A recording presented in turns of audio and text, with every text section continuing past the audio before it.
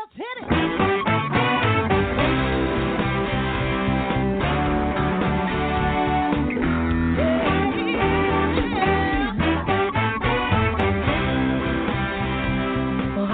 And welcome to Alzheimer Speaks Radio. I'm your host, Lori La Beywith, and I'm so excited that you're joining us today.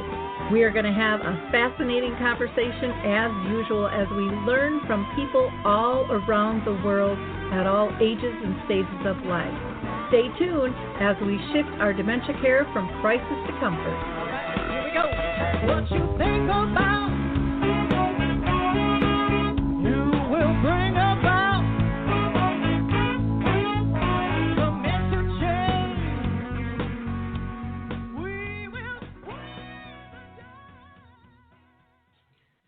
Well, hello, everyone, and welcome back to Alzheimer Speaks Radio. If you enjoyed our opening music, it's called Clarion Call by the Mark Arneson Band featuring Maya Dore, and you can download that on any of your favorite music platforms. I love that song.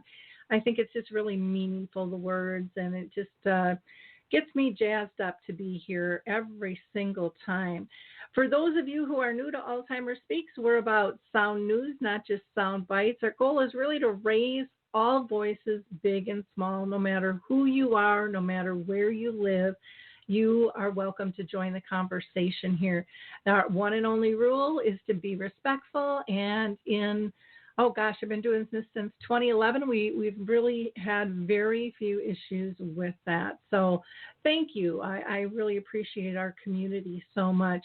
And today is a live show, so you can call in. That number is 323-870-4602, 323-870-4602. We just ask that you stay on topic with the program.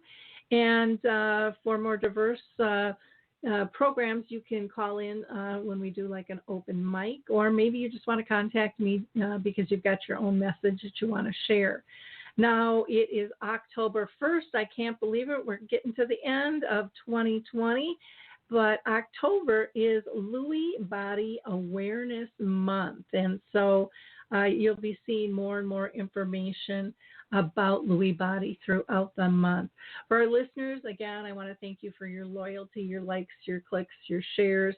Have really built our community, which is one of collaboration and comfort, to really get and win this battle against all forms of dementia. And it's a critical thing. I know personally, my mom had lived with dementia for 30 years. We need support, we need help, and we need stories told so that people really understand what life with dementia is about. If you're in your own setting or if you're living in a community, all aspects are important. Now, today's show, we're going to be talking about estate planning with Catherine Hodder, and I'm really excited, but I want to do a few shout-outs before I introduce her. First shout-out goes to Artist Senior Living in Woodbury, Minnesota. They have started a virtual memory cafe called The Artist Way Memory Cafe. The next program will be October 21st. It happens the third Wednesday of each month from 1 to 2. And if you want more information, you can call them directly at 612-200-0506. And you don't have to be in Woodbury. You don't have to be in Minnesota when it comes to virtual cafes. Those are for people with early to mid memory loss, or dementias, I should say, various types. And their care partners are both welcome. A couple other things that I think are important. Well, the other day I did a program with MDVIP, and they have pulled together a brain health IQ quiz. And you can just go to alzheimerspeaks.com to find more information about that. There's also another survey out there. It's called the Dementia Caregiver Burnout Survey by Chantel Horn, who's a student in New Zealand. Again, both can be found on the homepage of alzheimerspeaks.com. And let's see, I would be amiss if I didn't do a shout out to the Memory Cafe directory, because you know how much I love them. You can find memory cafes all over the world using this directory, and you can find specific ones who have now converted to being virtual. And then, of course, there's Coral Health. Coral Health is making a great free offering of two of their apps called Music First and Coral Faith. So you're going to want to check both of those out. Just go to coralhealth.com. That's CORO health.com. And let's hear from the Foot Bar Walker really quick. And we'll be right back. Introducing the life-changing Foot Bar Walker. I'm Peggy from Danville, Kentucky, and I'm 91 years old. The Foot Bar Walker revolutionized my care of George. The saving that I made from having to put him in a nursing home came to about $192,000. The Foot Bar Walker opens and closes just like a standard walker. The only thing that is different is the top bar and the foot bar. Does that ever make a difference? Does someone you love use a walker? Do they struggle to get up from a seated position? Are you a caregiver dealing with physical pain and stress as you help your patient? The Foot Bar Walker was designed to assist not only the patient, but also the caregiver. Patients have more control standing up, and no lifting from the caregiver is required. See how it works at thefootbarwalker.com. That's thefootbarwalker.com. Peggy, would you recommend the Foot Bar Walker? Do I ever? I would not be in the health that I'm in today at this age had it not been for the Foot Bar Walker. Now, before we're getting really close to introducing our guest, but before I go there, I just want to give a shout out to our couple of coming up shows. Next Tuesday, we are going to be doing one on emergency protocols, and then on Thursday, we are thrilled to have Maria's Place back with us. They're all activities-based. These are they have just a ton of free activities that we're going to be talking about. And then our recent shows, we had on brain health, we had an open mic. We also had an audio play, The Forgiving and Forgetting. All of our shows are archived, so you can get out there and listen to them again. The play is really kind of interesting. It's kind of sitting around the radio again, listening, and it's about a family living with dementia and what all they are actually going through. So with no further ado, let me introduce you to Catherine Hodder. She is an estate planning attorney who turned author. And the book that we're going to be discussing today is called Estate Planning for the Sandwich Generation, How to Help Your Parents and Protect Your Kids. And it debuted as the #1 Amazon bestseller. And today we are just so lucky to have her share her knowledge with us. So thank you, Catherine. How are you doing today? I'm great, Lori. Thank you. Thanks for having me. Well, I'm excited to have this discussion with you, and I've got lots of questions for you, but I always like to ask my guests first if they've been personally touched in their own family or circle of friends by dementia. Yes, actually significantly so. My father had what became a 10-year battle with Alzheimer's disease, and he's sort of the sharpest one in the family, and it took us a while to figure out what was going on, but it was a very long battle. We certainly learned a lot and, experienced a lot through that. Well, I get being touched that close. My mom had it, like I said, for 30 years, and 10-year journey. I don't care how long it is. It's too long, mm-hmm. And we've got to help people. So I'm excited to talk with you today. Now, you were a corporate attorney, but then you changed your practice to estate planning. What drew you to make that change?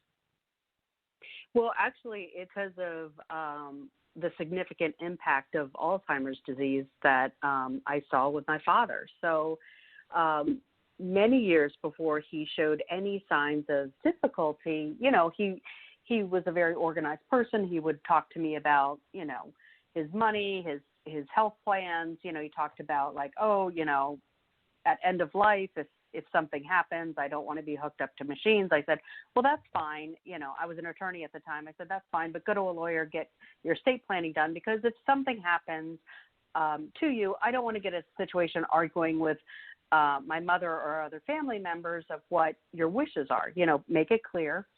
And he did that. And then when my father started having issues, I got involved helping my mother, and my sister got involved helping my mother care for my father.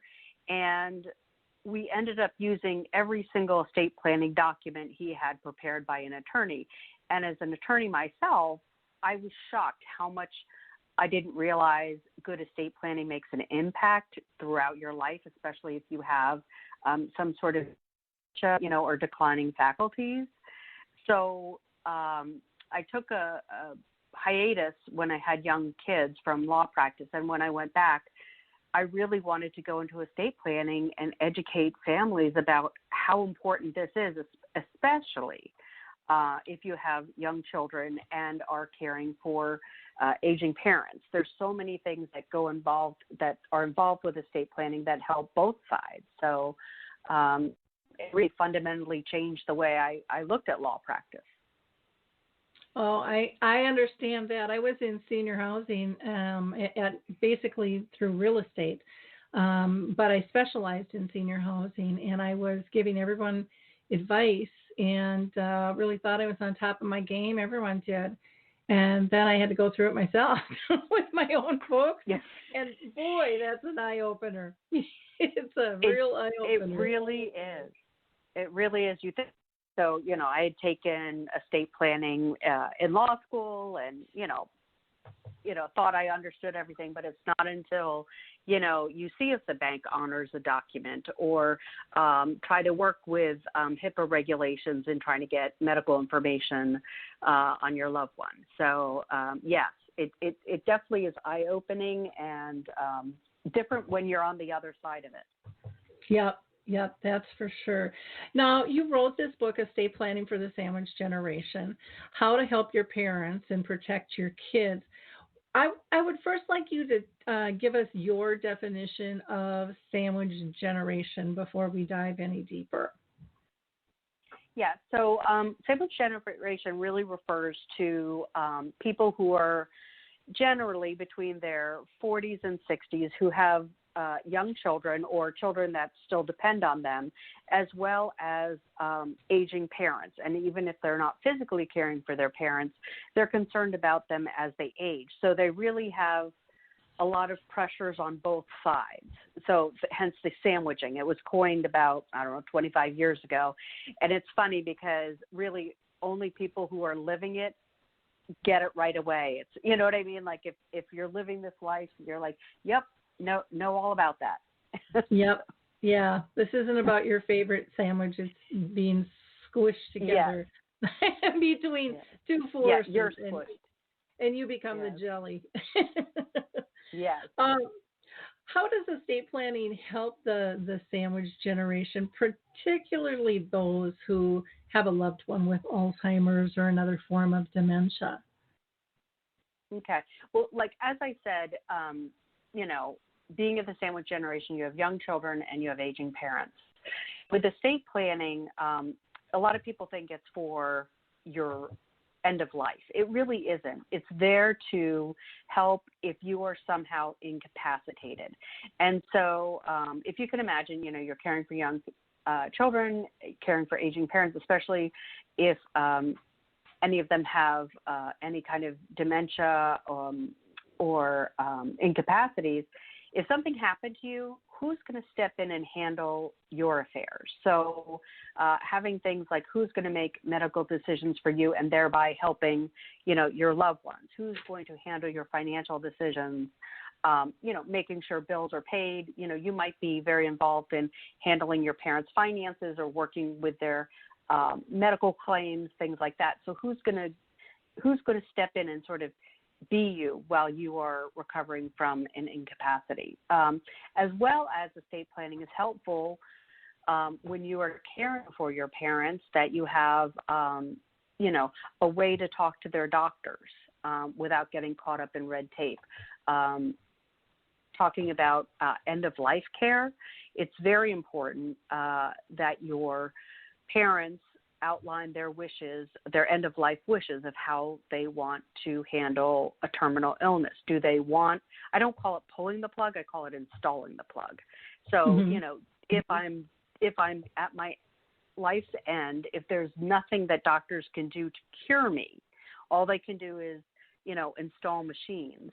You know, do I want to just go peacefully, you know, with hydration or with nutrition or with, you know, pain medication for comfort? You know, it's very important to have your parents make those decisions, because I've seen in my practice many, many times that when a crisis happens, the family rushes in, everybody wants to do the right thing. The problem is everybody has a different opinion of what the right thing is. And it causes unnecessary conflict and chaos, where the focus should be on the care and not the, well, I had a conversation in 1977 and, you know, so the estate planning, what I call kind of cuts through the red tape, is there so you can focus your care on your loved one and not have to worry about arguing with the bank, arguing with doctors, arguing among family members.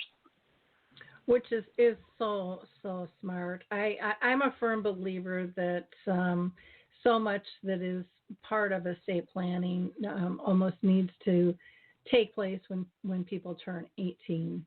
The powers of attorney. Well, and that's actually a great point, because a lot of people don't realize that once your child turns 18, they're considered an adult.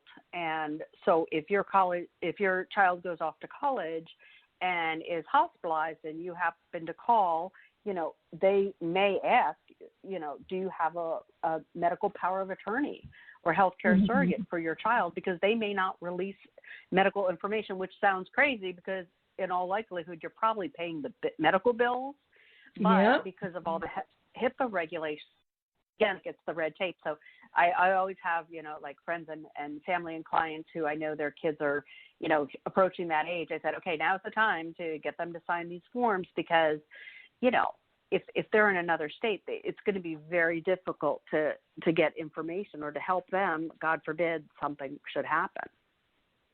It's, you know, that's happened to a few of my friends. And it is funny because people are like, that's the first thing they say to the doctors is, hey, I'm paying the bill. I'm covering their insurance. Exactly.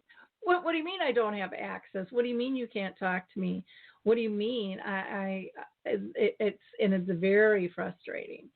And it's so important for people to get these documents in place and stop being afraid of end of life, because it doesn't just cover end of life. And things can happen. People get in accidents. They get diseases out of the blue, and you've got to be prepared ahead of time for that. And I could go on and on for that. One of the biggest... Well, and that's a great point. I don't want to interrupt, but that is a great point, because as people longer, there is many more opportunities for it to happen. So there's a statistic with the Social Security Administration that 1 in 4 Americans will be disabled at some point in their life. That number is only going to go up as we live longer. Mm-hmm. Yep. Really, really, really important. Now, one of the, I think, most difficult conversations for people to have is to talk to their parents about estate planning, figuring out what they have or haven't done, what assets do they have, where are they? Because that, for some, is an issue. Well, I know we bought this, but I don't really know where the documents to that are. And how do you even broach the past? Okay, so, in my book, the first half talks about estate planning of like what are the important documents to have, sort of 10 easy steps to get your estate plan together. And the reason I do that is because then you're familiar with the terms and what you have to think about. before you have a conversation with your parents. So you're prepared. And then the second half of the book is talking to your parents about their estate planning. And I have 5 critical conversations to have because I believe strongly it's not one conversation you have, but a series of small conversations. So one could be about finances. One could be about aging in place, or do we want to look at senior living opportunities? One is end of life, and one is legacy of, hey, let's, make sure we record all the family memories and keep recipes going and things like that. But it's really, the conversation should come from a place of, Mom, Dad, I want to help you as you age, but I don't know what that help looks like. So I need you to tell me what your wishes are. Yep. It's where they have the control, and you're just carrying out their wishes. You're not telling them who they should give, the china to. It's just sort of like, tell me what you envision, what you would like, and let's work from there. And so, in the financial conversation framework, I have, a number of conversation prompts, as well as then follow questions to ask. So, for example, you could say, hey, my husband and I just re-upped our life insurance policies, and, do you have a record of all the life insurance policies that you have? Because a lot of people don't know this, but if an owner of a life insurance policy dies, the insurance company, even if they know they died, doesn't have an obligation to notify the beneficiaries. So if a beneficiary doesn't know there's a life insurance policy for them, money disappears, or, the insurance company keeps it. So another thing to do is, remind your parents, like, hey, if you don't make plans, insurance companies keep the money. Governments are going to take more in your taxes if you don't plan. So, it's things of, framing of what do they want to happen. Oh, that's interesting, because I thought they had to notify. And so that is a really interesting. But you learn something new. Yes, and it's shocking. Again, it's through my father's care. So as my father, made more money in his life, he would just get little policies here and there. So in the end, he had 5 different life insurance policies that he had written down and everything. But I'm always like, was there a 6th? Because if I didn't find that paper that he had, we wouldn't have known to notify the companies. The companies never contacted us. Yeah. Interesting. Very, very interesting. I loved what you said, too, about you should do this first yourself before approaching, so that you know what to expect. And it's just kind of walking the talk, too, instead of, hey, you're looking kind of old there. You're not looking so well. I mean, because that's how, no matter how you phrase it, that's how I think it's taken. And I know with my own folks, my husband and I, because my dad, they were simple people. My dad was a blue collar worker. He's a printer, and my mom was a stay-at-home mom most of her life till we got older, and then she wanted to get out and kind of have a little part-time job. But they were very reluctant, thinking we don't have anything and we don't have enough to plan for. And I said, you're going to be really surprised that I mentioned just a few things that I knew of. And they're like, but that's, we're not millionaires. And I'm like, you know what? You're going to be surprised at what you do. And I know that my dad at the time had cancer. My mom had dementia.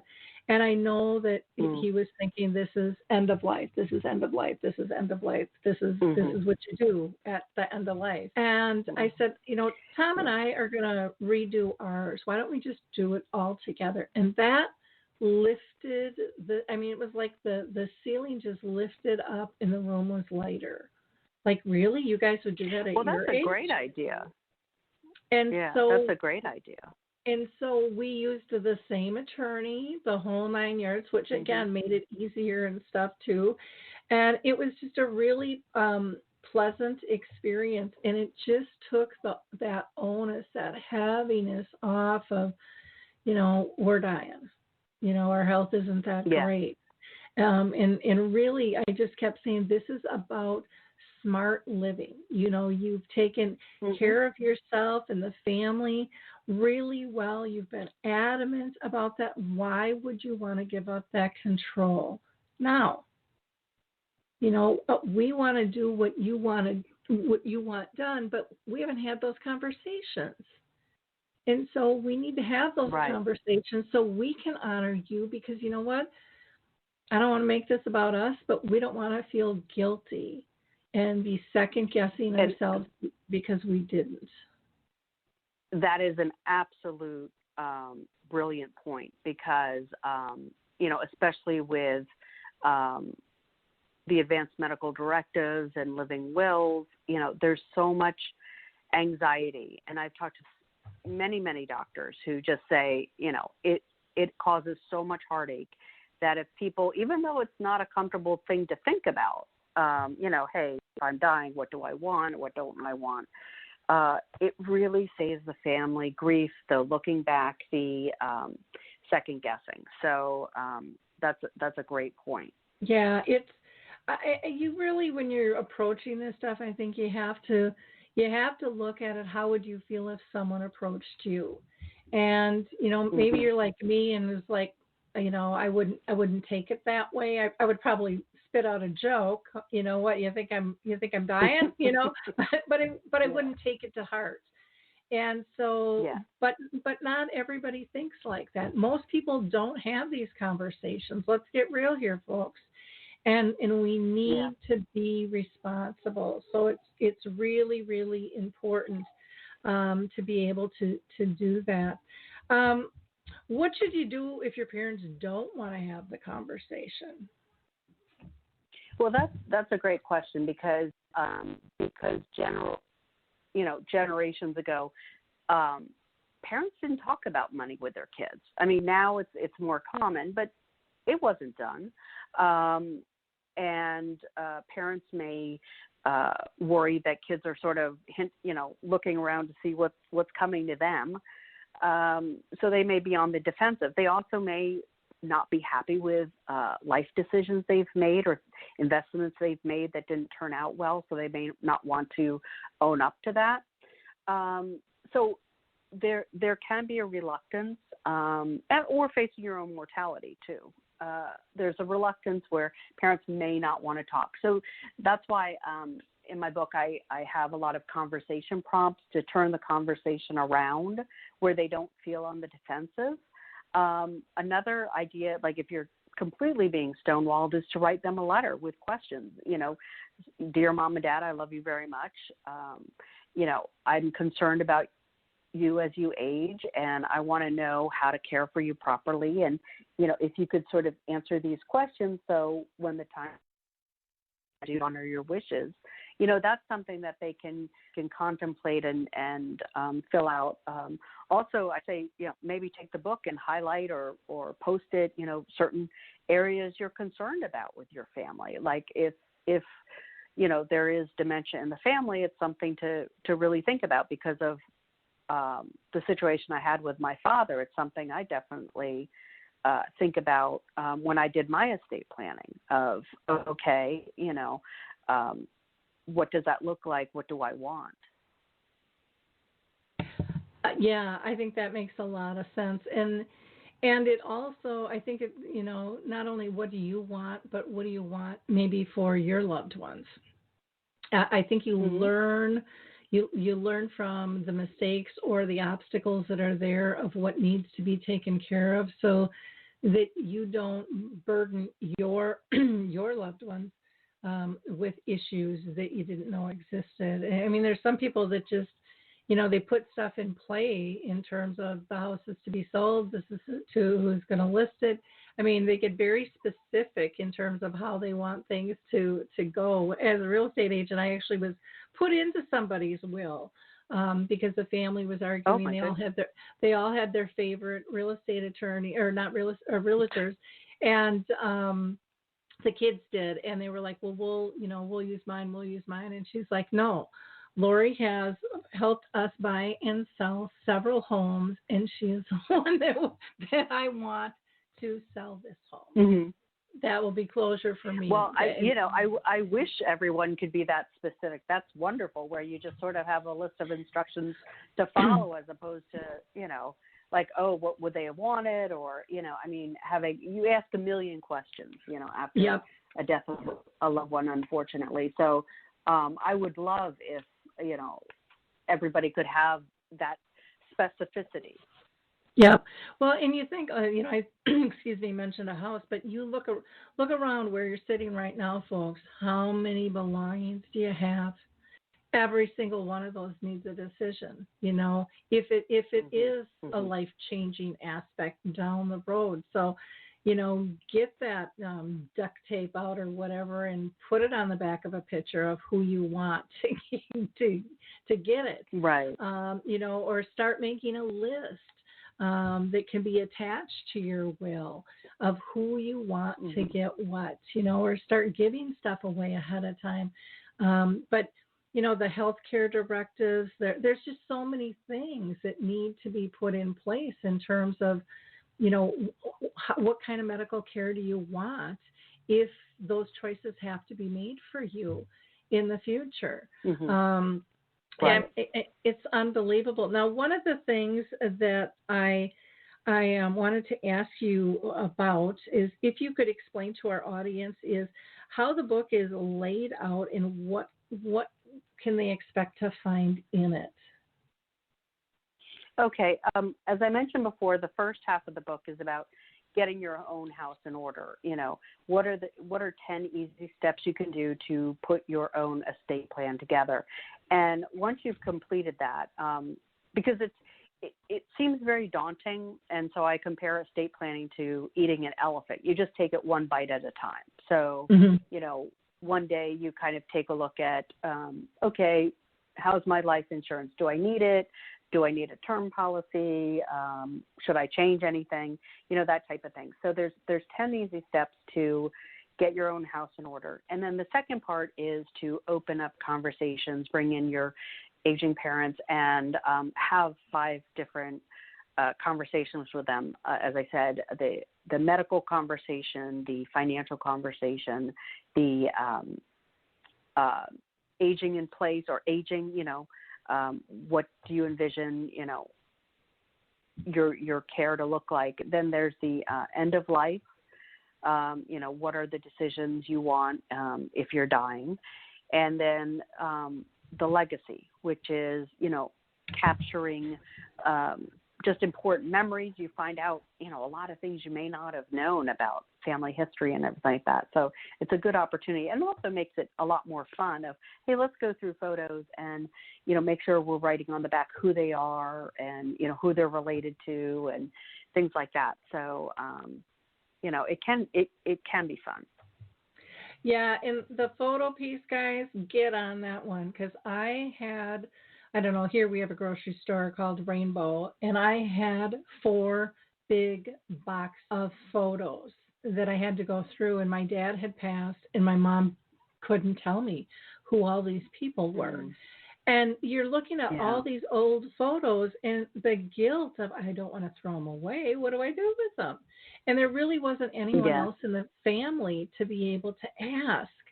And, those are really some pretty treasured pieces, and the guilt I had and how long I carried those things around and how many times I weeded through them and gave stuff to my brothers, and I still ended up with 1 rainbow box of pictures that I ended up throwing out because it's like, I don't know who these people are. No one knows.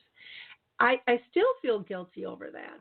I feel horrible that I didn't know my family better. So that's a gift. Well, it's hard. I mean, everybody gets so busy, but that's what the legacy conversation is about, of taking the time and having fun, like reliving their times and learning about what their lives are like. And, I'm always encouraging my kids to talk with their grandparents about what life was like for them. And, there's very valuable information. Yep. Yeah, there really, really is. And, as somebody's health is dwindling and maybe they're not as active as they used to be, wonderful, wonderful time to have a conversation, with them or just reminisce. You don't always have to have the answers, but it's an ability to reminisce as well with people, I think is really, really important. What's the most important reason that you think people should purchase this book? Well, I think the most important reason is to take the fear and mystery out of estate planning. I mean, people sort of feel like I either need to have a lot of money or I need to be at my end of life or whatever reason. It really breaks it down. So when I had my practice, I spent a lot of time going through the documents, explaining it to my clients. And they were very happy once they signed it because they understood what they were signing and how it would help them with different decisions. So they left there feeling very good about it. And they would say, this is great information. Are there books out there that I can, share with my family because I want them to get their estate planning done? And I really kind of looked for books for them. So it was either, tax planning, things that people aren't going to read, especially if you're caring for, a loved one with dementia or, medical issues. You just don't have the time. So I really wanted like an easy book that you could pick up that you can, if you're dealing with a certain issue, you can kind of go there and be like, okay, what do I, my parents were just hospitalized. What should I do? What things do I have to think about? Or, unfortunately, like I have certain chapters of like, if I'm divorced, what do I need to think about in terms of estate planning? So it's kind of there to, I call it kind of the what to expect when you're expecting the worst. So like instead of a pregnancy, it's kind of like, okay, as you age, there's different things that could happen with your family, and how can you be prepared for those? How can you deal with the different things that may arise? Yep. Very, very important. Now, when I was on your website, one of the things that I loved, you had like a family binder, I think is what you called it. Are those documents in the book at all, or are those just? I mean, because you wouldn't be able to fill them out in the book. No. So in the book, I have a chapter about making your own family information binder, or I call it the 911 binder, and it's a place that you have your financial, your medical, and your legal information. So you would have things like power of attorney documents. So if your loved one, was hospitalized, you would have that binder and you would have their power of attorney, so you could go into the doctor and talk to them. And so in the book, I talk about how you can make your own binder. But on my website, you can actually download forms to make your own binder. So in the book, I list sort of the things you need to put in a binder. And then on the website, and it also directs you to the website where you can download the forms and make your own binder. Okay, and when I saw the binder thing, my eyes just lit up, because I remember going in and I had to apply for some stuff for my mom, and I literally had a two-wheeler with I had to bring in so many documents, and I had multiple binders. And the woman said, I have never had anybody this organized. She's like, you are missing one form, and it's not one you would normally have. It was a DT something or other for the vets or something for my dad. And she says, here's the form I'm going to give you. You need to fill out to get this, and then you're a go. But and it took me a while to put that all together, but I felt as confident as I could going forward. And, sometimes people, you might have to apply for different support or, show proof of something. It's like, boom, boom, boom. You can just get this. Yes. Where the hell it is. No. Yeah. There is so much, as I realized, and, as I helped my mother care for my dad with all the medical forms that needs to be filled out, all the health insurance forms, so I kind of put her together for her of where we could get all the information because, it was just endless, paperwork is endless. And that's actually, I'm glad you brought it up because another idea of getting your parents to think about things is saying, hey, Mom, Dad, let's put together a binder for you in case something happens to you. I know how to help you. And then that kind of like, oh, there's a section here for powers of attorney. Let's talk about that and maybe get those done. Yeah. So, that's another way to have another entree with your parents. Yeah. Yeah. It was just, it made my life so much easier. The other thing that I saw that you had on the website was form letters, because one of the most frustrating things I ran across was, talking with Social Security or who, benefits people, it didn't really make any difference. And, we don't use that power of attorney. You have to use our power of attorney. I'm like, you've got to be kidding me. And, and how many of them you need, all of that stuff is kind of a shock that everybody needs originals, and how many of those do you have to have and stuff. And so just in terms of corresponding with people, what do you say if you've got something where you can just kind of, drop in, the basics, what a time saver. And, as far as I'm concerned, I mean, people need help. They need stuff to be simple and quick because this, you're going through a lot. Even if, let's say, you're doing it for yourself and life is good. Yeah. How much time do you want to spend on this stuff? I mean, really, folks. Yeah. So, find the easy way that's still going to cover your butt, and but help you get organized and think of questions that you didn't know you were even going to be asked. And, from someone who's experienced, my gosh, an attorney, this isn't just me who has gone through this that thinks I know what's going on. But you've got somebody from a legal angle that also has a whole different set of eyes that can really help you, reduce costs. And again, to me, the biggest thing you're going to save is time and reduce that stress. It's, when you're caring for somebody else, there's stress.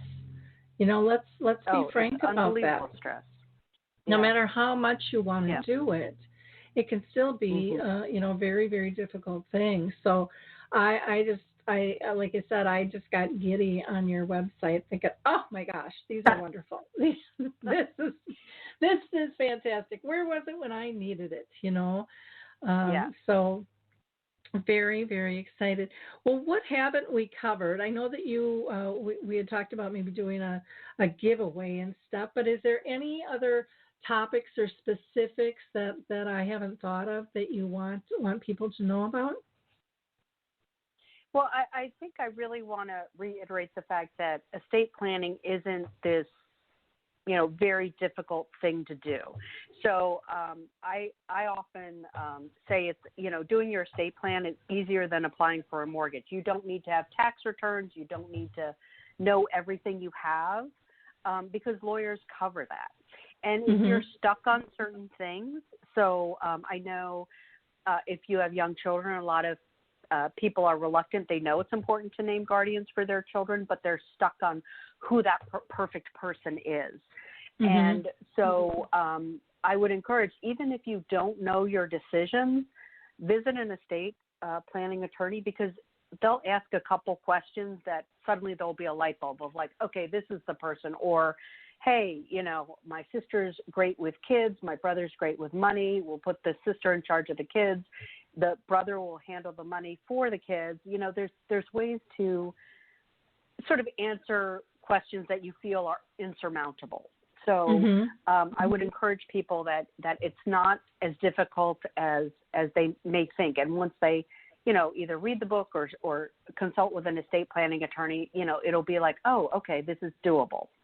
So that would be the only thing I would cover. And then for the giveaway, I'm going to give to your listeners a copy of my book that if they email Catherine, CATHERINE .Hodder, HODDERINK.com, Catherine at HodderInc with a K.com, and mention Alzheimer Speaks, they'll be put in a raffle to receive a copy of my book. Wonderful. That is fantastic. I really appreciate you doing that, and I know our listeners will. I've just really enjoyed this conversation today. I think you are loaded with information, and like I said, I've been through this without the support of doing it. Yeah, even though I had an attorney at the time, but it would have been nice to pull this stuff together and have some basic background before that as well. And again, this isn't, I think a lot of times people look at estate planning, well, that's for somebody else. But, yes. Look at yourself first. Protect yourself first. And, if you're trying to get somebody else in the loop, there's no better way than being authentic and saying, I believe in this enough, I've done it. This is how important it is to me. And it should be to you too. And this is why.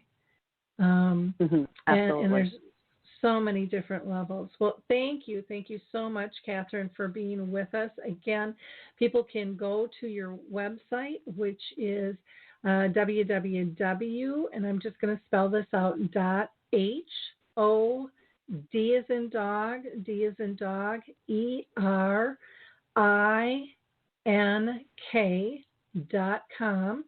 And then they can also follow you are on Facebook and Pinterest and Instagram, and they can find you under Sand Gen Life. So SandGenLife.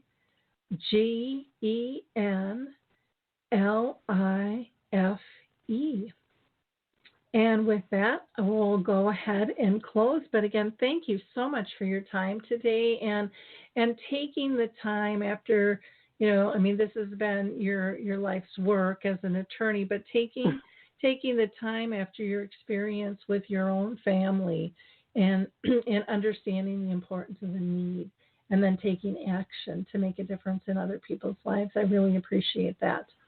Well, thank you. Thank you for having me. And I appreciate you helping out, particularly with the Alzheimer's and dementia, because it's something that, years ago we definitely could have benefited from. So keep doing what you're doing. Yep. It's all, most of it's word of mouth, with everything that's going on. And so the more we can raise each other's voices, the better off we'll all be. So for our listeners, I just, again, want to say thank you so much for being part of our community. And I hope that you will click, and share this to the moon and back. This is an important topic that will help everyone immensely. Have a beautiful week, and we'll see you soon. Bye-bye.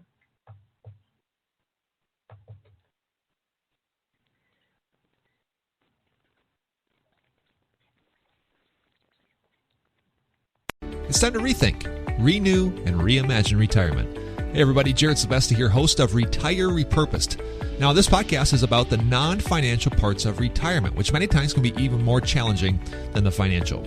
We believe retirement is not the end, rather the beginning of what could be the most impactful, purposeful, and fulfilling season of a person's life. So don't retire, become repurposed. To listen now, search Retire Repurposed on your favorite podcast platform, Senior Resource, or Life Audio.